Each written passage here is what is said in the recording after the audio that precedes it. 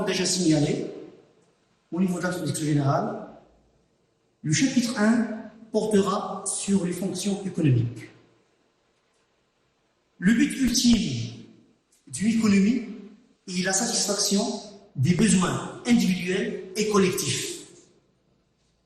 Or, la satisfaction de ces besoins-là suppose un ensemble de fonctions que nous pouvons synthétiser en deux fondamentales.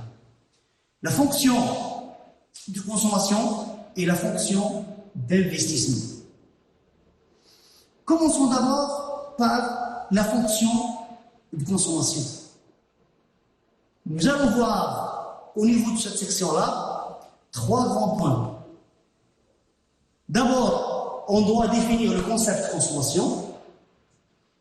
Deuxièmement, on va présenter sa modélisation pour voir en troisième point quelles sont les critiques qui ont été adressées à la méthode de modélisation. Je passe aux définitions. La consommation est un acte fondateur de l'activité économique. La consommation est l'élément principal de la demande globale. Elle est au cœur des débats sur la modélisation ou sur l'efficacité des politiques économiques. C'est la raison pour laquelle son traitement est un préalable à toute politique ou à toute modélisation de la politique macroéconomique. C'est un acte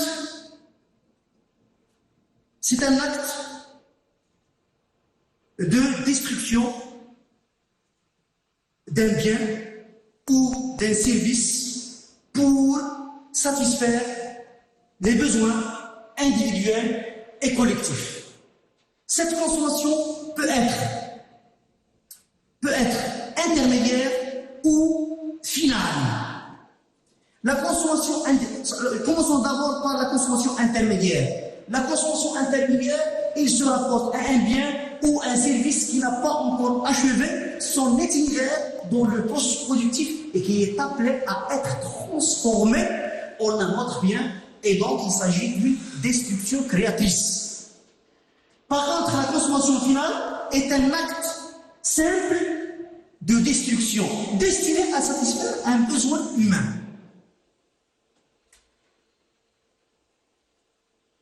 Selon la loi psychologique fondamentale de Keynes, en moyenne, et la plupart du temps, les hommes tendent à accroître leur consommation à mesure que leur revenu croît, mais non d'une quantité aussi grande que l'accroissement du revenu. À partir de cette loi fondamentale de Keynes, aussi à partir des expériences, nous pouvons souligner un ensemble de propriétés pour la fonction de consommation. Alors, la fonction de consommation a été modélisée de la manière suivante. C est égal petit a plus petit c fois y. Avec grand C, c'est le montant de la consommation. Y, c'est le revenu courant.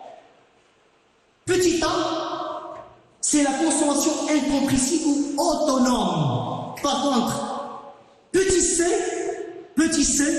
c'est un coefficient, les mathématiciens parlent de coefficient directeur de la fonction. C'est un coefficient qui exprime la variation de C quand la variation du revenu varie d'une unité supplémentaire. Il est inclus dans l'intervalle 0,1. Alors, petit c fois y, c'est la consommation induite. C'est induite par le revenu.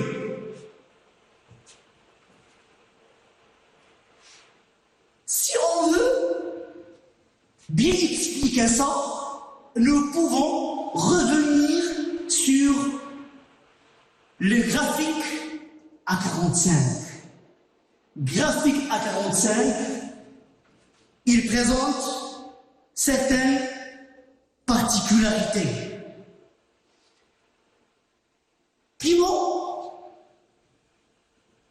ce graphique-là, il part de l'origine du repère, sa destination, c'est le nord-est. C'est, je dirais, en mathématiques, on parle de la première bissectrice. Sa particularité, c'est que la distance qui sépare, je dirais, ce graphique-là, qui sépare la première bissectrice de l'axe des X, est égale exactement à la distance qui la sépare de l'axe des Y, c'est-à-dire l'axe du revenu et l'axe de la consommation.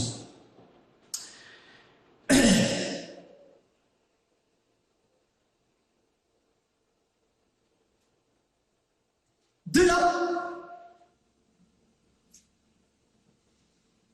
je peux souligner un ensemble de caractéristiques où on peut tirer un ensemble de caractéristiques de la fonction de consommation telle qu'il a été modélisé. Le premier élément, c'est le taux d'épargne. Le taux d'épargne, c'est la part du revenu destinée à l'épargne, c'est-à-dire qui n'est pas consommé. Autrement dit, S, c'est l'épargne, notez, l'épargne, c'est S, notez S, est égal Y moins C. Y moins C. On a dit que le taux d'épargne, c'est la part, c'est S divisé par Y. Est égal Y moins C divisé par Y. Ce qui implique que S divisé par Y est égal Y, C, on a déjà C. C, elle est modélisée de la manière suivante, petit a plus petit c fois Y, fois le revenu. C'est-à-dire, moins petit a plus c fois Y, le tout divisé par Y. S sur Y, ou bien le taux d'épargne, ou autrement dit, on parle aussi de la proportion marginale, la proportion moyenne à épargner. S sur Y, alors c'est 1 moins petit a fois C, plus plutôt CY sur Y. S sur Y est égal à 1 moins petit c moins petit a sur Y. Ça, c'est le taux d'épargne. Ça, c'est la première propriété, ou bien la première caractéristique, ou bien le premier commentaire qu'on a tiré de la fonction de consommation. La deuxième propriété que nous pouvons tirer de la fonction de consommation est du graphique à 45, qui n'est rien d'autre que la première bissectrice qui coupe la fonction de consommation pour obtenir ce qu'on appelle le taux d'épargne des ménages.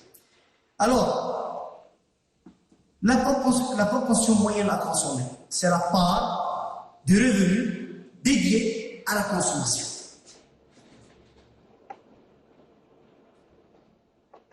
C'est la proportion moyenne à consommer, notez, proportion moyenne à consommer, égale C sur Y. PMC, c'est la fonction de consommation, on l'a déjà expliqué, c'est petit a plus C fois Y divisé par Y. Ce qui implique que PMC égale A sur Y plus petit c. Ce qui veut dire que quand le revenu augmente, la proportion moyenne à consommer diminue. Et quand le revenu diminue, la proportion moyenne à consommer, elle augmente. C'est-à-dire, il varie dans des sens différents, dans un sens différent que celui du revenu. Alors, les deux, si je reviens à la proportion moyenne à épargner, qui est égale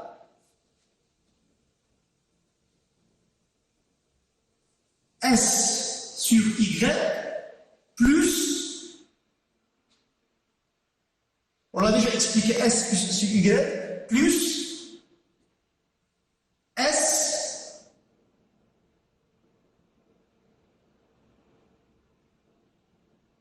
plutôt C sur Y. On a déjà que S plus C, c'est Y. Y divisé par Y est égal à 1. C'est-à-dire, la somme de la proportion moyenne à consommer plus la proportion moyenne à épargner est égale à 1. Autrement dit, je peux mettre proportion moyenne à consommer est égale à 1 moins le taux d'épargne pour la proportion moyenne à épargner. Je passe.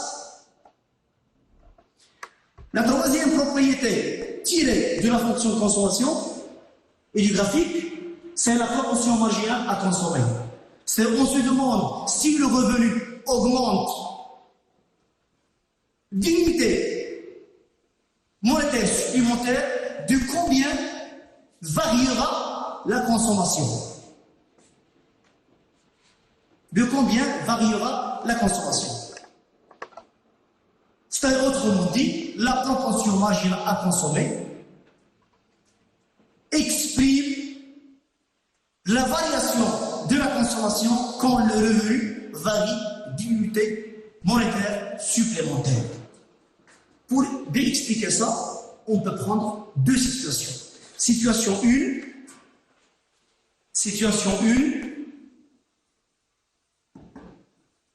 C1 égale la consommation en période 1. C'est petit c fois y1 plus petit a. En situation 2, C2 est égal petit c y2 plus petit a. Et ici, on cherche quoi? On cherche l'effet de la variation de l'unité supplémentaire sur la consommation. Bien sûr, C2 moins C1 est égal à la variation de C. C2 moins C1, la variation de C est égale à C petit c y1 plus petit a moins petit c y2 plus petit a. Ce qui donne lieu à une variation de C, bien sûr, plus A moins A, ce qui veut dire C y1 moins C y. C'est plutôt C y2, C y1. C y2 moins C y1, ce qui donne lieu à une variation de C. Je factorise par C, y2 moins y1, variation de C est égale petit c fois la variation de y. Ce qui donne lieu à petit c, c'est la variation de c divisée par la variation de y. C'est-à-dire, quand le revenu augmente d'unité monétaire supplémentaire, la variation de c augmente de petit c. Alors, maintenant, si la variation de y est infinitésimale, la variation de y est infinitésimale. Si variation de y tend vers 0, ça veut dire PMC, proportion marginale à consommer, est égale à la limite quand la variation de y tend vers 0, la variation de c sur la variation de y est égale à 0c sur 0 y. Ça veut dire c'est c' par rapport à y. Y, c'est la dérivée première par rapport à y. Ça veut dire que la fonction de consommation, elle est pointillée. Sur le domaine de définition, évidemment. Alors, au niveau graphique, comme nous l'avons ici, au niveau graphique, la proportion marginale à consommer, c'est la pente de la fonction de consommation. Et quand je dis pente, c'est la dérive première de la fonction de consommation. Aussi, la loi psychologique de Keynes nous dit si le revenu augmente d'unité ou augmente d'unité monétaire, la consommation augmente aussi, mais moins que proportionnellement. Alors, une autre question peut se poser. Si maintenant, la variation du Y, cette fois-ci, est en pourcentage. La variation du Y est en pourcentage. C'est-à-dire, si le revenu varie de 1%, quelle serait la sensibilité de la consommation par rapport à cette variation en pourcentage? Bien.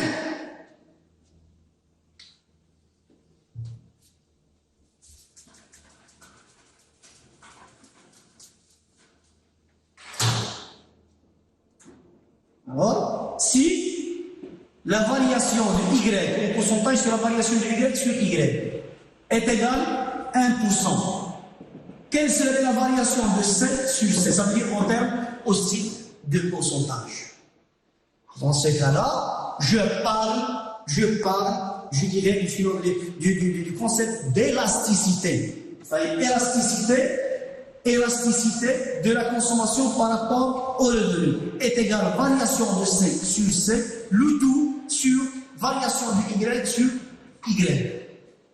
Je développe un peu, je dirais, l'expression. Variation, l'élasticité C par rapport à Y est égale variation de C sur C multiplié par Y sur variation de Y. L'élasticité C par rapport à Y est égale variation de C sur variation de Y multiplié par Y sur C. L'élasticité C par rapport à Y est égale, ça on l'a déjà développé auparavant. Qu'est-ce qu'on a dit ici? Variation de C sur variation de Y, c'est quoi? C'est la proportion marginale à consommer multiplié par Y sur C. On peut encore développer ça si cette fois-ci, on a une variation infinitésimale en pourcentage de Y.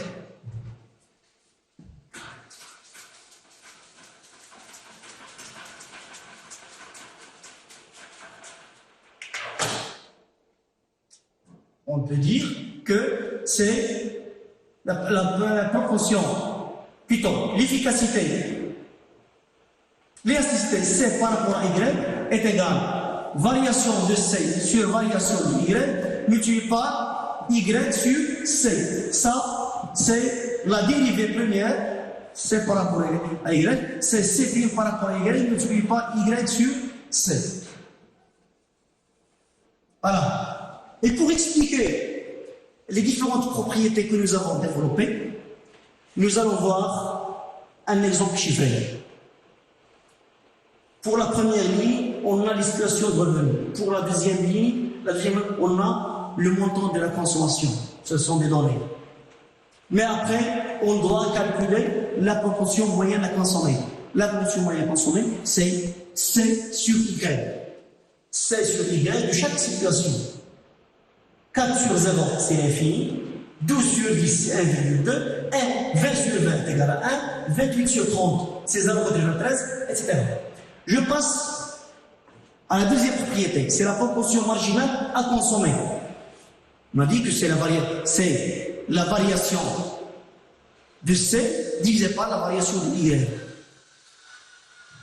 Autrement dit, Cn moins Cn moins 1 divisé par Yn moins Yn moins 1. Pour la première situation, on n'a pas la situation antérieure. Je passe à la situation numéro 2. Ici, on a le revenu qui est égal à 10, on a la consommation qui est égale à 12. N moins 1, c'est 0, 4. Pour calculer ça, c'est 12. 12 moins 4, c'est 2 moins C1. Sur Y2 moins Y1. 12 moins 4, ça fait 8. Sur 10 moins 0, ça fait 10. 8 sur 10, c'est 0,8. À la situation 3, on a la consommation. La variation de consommation, c'est 20 moins 12, ça fait 8. 20 moins 10, ça fait 10. 8 sur 10 égale 0,8. 28 moins 20, ça fait 8. Sur 30 moins 20, ça fait 10. 8 sur 10, c'est 0,8.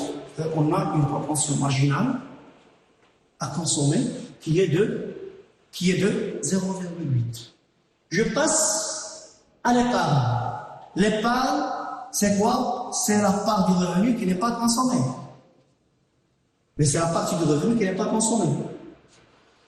Alors, 0 moins 4, ça fait moins 4. 10 moins 2, ça fait moins 2. 20 moins 20, ça fait 0. 30 moins 28, c'est 2. 40 moins 36, c'est 4. 50 moins 44, c'est 6, etc. Maintenant, je passe à la proportion moyenne à épargner. C'est l'épargne divisé par le revenu. L'épargne est moins 4 sur 0, c'est moins l'infini. Moins 2 sur 10, c'est moins 0,2. 1 sur 20, plutôt, 0 sur 20, c'est 0. 2 sur 30, c'est 0,07. 4 sur 40, c'est 0,1. Vous voyez que la proportion moyenne à épargner, elle augmente avec le pourcentage de revenu. Je passe à la proportion marginale à épargner. La proportion marginale à épargner, c'est l'épargne de N moins l'épargne de N moins 1 divisé par le revenu de N moins le revenu de N moins 1. Pour la situation 1, on n'a pas de N moins 1, tiré. Alors, ici, moins 2, moins 4, ça fait 2. 2 sur 10 moins 0, c'est 0,2. Ici, pour la situation 3, on a l'épargne de 3 moins l'épargne 2. Moins l'épargne 2. 0 moins 2, ça fait 0 plus 2, ça fait 2. 20 moins 10, ça fait 10. 2 sur 10, ça fait 0,2. L'épargne de la situation 4, c'est 2 moins 0, c'est 2. Sur 10, ça fait 0,2. On a une proportion marginale à épargner qui est fixe tout au long des situations évoquées. On passe maintenant aux critiques qui ont été adressées à cette modélisation de la consommation qui est celle de Keynes. L'analyse microéconomique montre que la décision de consommer repose sur un arbitrage entre la consommation présente et la consommation future. Cet arbitrage repose sur la contrainte budgétaire intertemporelle. Par conséquent, la consommation devrait dépendre non seulement du revenu courant, mais aussi de tous les revenus futurs et aussi du taux d'intérêt. Pour le taux d'intérêt, si on prend un agent prêteur net, et qui constate une diminution du taux d'intérêt, dans ce cas-là, le rendement de son épargne diminue. C'est-à-dire, cela va l'inciter à épargner moins et à consommer plus. On parle de l'effet prix ou bien l'effet de substitution. C'est-à-dire substituer l'épargne, la consommation à l'épargne. Pourquoi? Parce que le rendement de l'épargne est en diminution. Mais cette diminution de la rémunération de l'épargne diminue son revenu, c'est-à-dire le rend moins riche. Si le revenu diminue, c'est-à-dire la consommation va diminuer. C'est-à-dire, qu'est-ce qu'on a? On a pour une diminution du taux d'intérêt, on a deux effets. Un effet positif sur la consommation et un effet négatif sur la consommation. C'est-à-dire deux effets qui s'annulent directement. Mais le rôle des revenus futurs ont été reconnus, mais le rôle du revenu futur a été reconnu par deux auteurs, Franco Modigliani et Milton Friedman. Je commence par l'apport ou la critique qui a été adressée par Milton Friedman à la modélisation de la consommation keynésienne. Milton Friedman, il argue que si le consommateur est prévoyant, il ne fondera pas sa décision de consommer seulement sur son revenu courant, mais sur l'évolution prévisible de son revenu. À cet effet, il a distingué deux types de revenus. Le revenu permanent et le revenu transitoire. Quand je parle du revenu permanent, c'est-à-dire le consommateur peut anticiper en moyenne l'évolution de son revenu. Par contre, le revenu transitoire, c'est un revenu accidentel, c'est-à-dire dû par exemple à des heures supplémentaires, à une relance temporaire d'activité économique, etc. De ce fait, le revenu courant, pour Modigliani, est égal à revenu permanent plus revenu transitoire.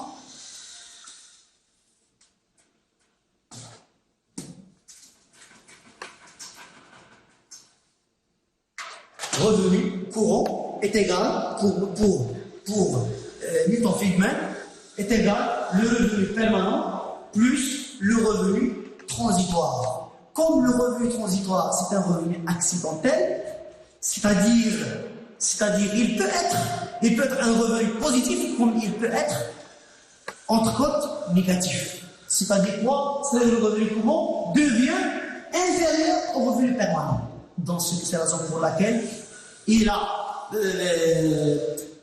Friedman, il a annulé le revenu transitoire et il a fondé la fonction de consommation. Il a fondé la fonction de consommation sur seulement le revenu permanent. Si le revenu transitoire est positif, il va être épargné.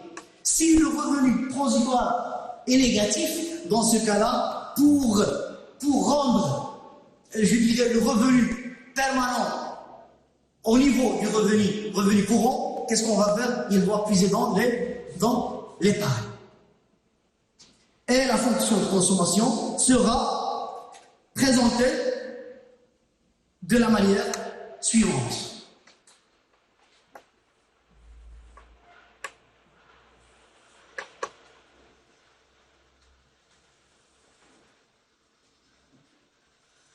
C est égal petit k fois YE.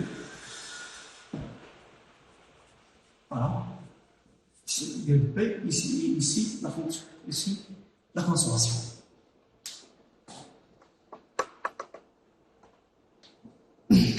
Dans ce cas, la relation entre le revenu transitoire et la consommation est nulle.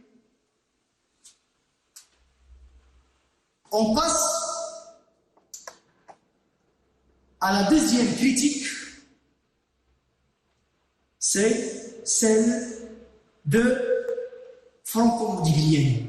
Franco Modigliani va plus loin que la théorie du revenu permanent, en faisant remarquer que l'évolution du revenu au cours de la vie est largement prévisible. Un consommateur va commencer son existence avec des revenus nuls, puisqu'il ne travaille pas.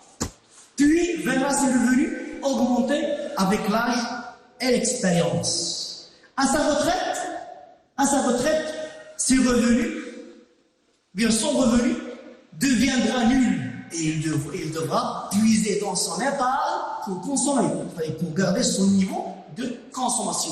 En effet, la fonction de consommation serait comme suit. Pour Franco Modigliani,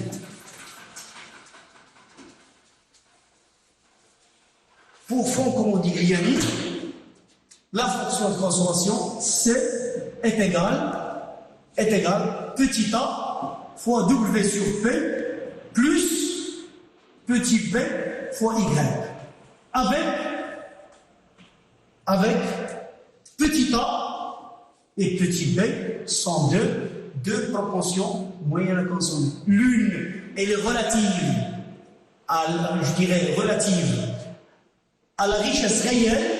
W sur P, c'est la richesse réelle. La richesse réelle. Ça veut dire qu'il tient compte du niveau général du prix. W, c'est la richesse. P, c'est le niveau général des prix. Y, c'est le revenu courant. Voilà.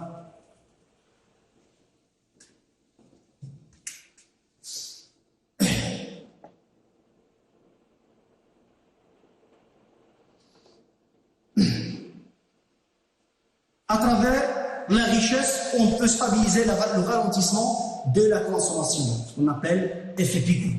En effet, une politique anti-inflationniste donne lieu à une diminution de la consommation et à une baisse des prix. Cette dernière se traduit par un accroissement de la richesse réelle qui permet de stabiliser le ralentissement de la consommation. Cette théorie, la théorie du Modigliani, appelle à deux implications essentielles au niveau agrégé, au niveau global. Il suggère qu'il existe une relation entre la structure démographique d'un pays et son taux d'épargne. Les pays très jeunes ou très vieux auront tendance à moins épargner. Surtout, il suggère aussi que les fluctuations de revenus de court terme n'ont qu'une importance secondaire dans la détermination de la consommation. Et il complète donc l'hypothèse du revenu permanent de Milton Friedman. Une autre critique a été donnée à la fonction de consommation keynésienne. C'est l'effet de démonstration donné par Duesenberry. Selon Duesenberry, la propension à consommer d'un ménage n'est pas seulement en fonction de son revenu absolu à un moment donné, mais aussi de sa position relative dans l'échelle des revenus du groupe auquel il estime appartenir. C'est-à-dire YTJ. C'est ce qu'on appelle effet de démonstration. Sa fonction de consommation s'écrit, c'est-à-dire la consommation. Alors, sa consommation, la consommation TI est égale à fois YTI plus A' YTJ moins YTI plus B. Ça, c'est la différence entre l'échelle des revenus du groupe auquel elle appartient, et YTJ, c'est le revenu du groupe socio-composé auquel il estime appartenir. Je passe à un autre effet, c'est l'effet du cliquet de Thomas Brown. Certains économistes pensent qu'il existe un effet cliquet ou de mémorisation. L'effet cliquet peut se définir comme la tendance du consommateur à maintenir son niveau de consommation antérieur correspondant à son niveau de revenu le plus élevé, même en cas de baisse de son revenu. Donc, de ce point de vue, la consommation à une période CT peut lui amener à prélever sur son épargne. CT, c'est petit a fois YT plus petit b fois YS. YT, c'est le revenu d'aujourd'hui. YS, c'est le revenu de la période antérieure. Avec A et B sont deux proportions marginales à consommer.